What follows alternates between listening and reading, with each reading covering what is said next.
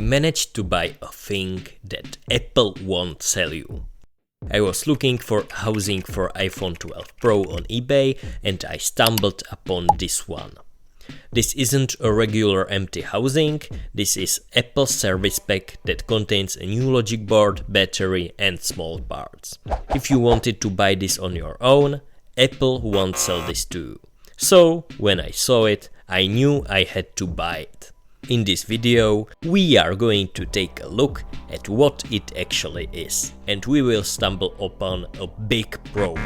The service pack is packaged in cardboard box with the replacement part secured in a plastic tray.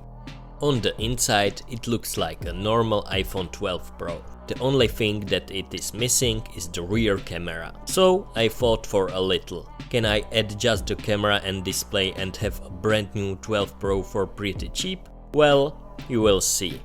So I connected up test display and turned on the phone. Immediately after turning on the phone, I was greeted with a diagnostic menu.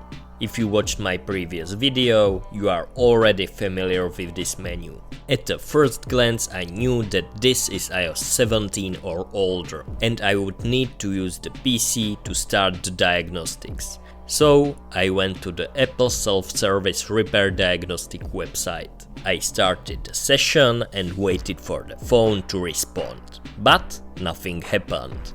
So I thought it didn't appear because it was on older system version than 17 and the phone needed to update before it responded.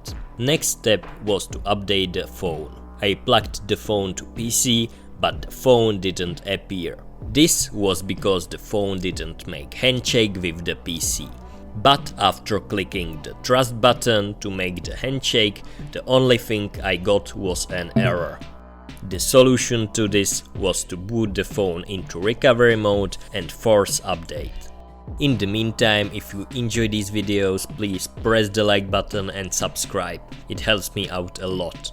After the phone finally updated to the latest iOS 18, we can see a new message. To complete a repair, configuration step might be required. We again follow the steps, and instead of the menu with the option Finish Repair or Run Diagnostics, we see a screen telling us to visit a site. So I open the self-service diagnostic site again in hopes that the phone will respond and some configuration message will appear. After starting the session, nothing happens on the phone, but on the computer a new diagnostic site appears.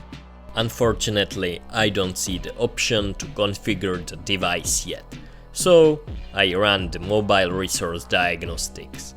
This shows us the overall condition of the device, and everything apart from the display and rear camera that is missing is okay. But there still isn't option to finish the repair or just quit the diagnostics mode. So I power off the phone and boot into recovery mode again. This time I will restore the phone instead of just updating it and keeping the data. After restoring the phone, we again boot straight into the diagnostics mode. And this is how far my knowledge goes. I am certain I can't bypass the diagnostics mode without having Apple certified technician configure the phone. And this is where I need your help. If you know anyone who's Apple authorized service technician, or if you have workaround, please leave a comment. Next week's video is going to be on Friday and it will be unboxing of the new AirPods Pro 3. Bye.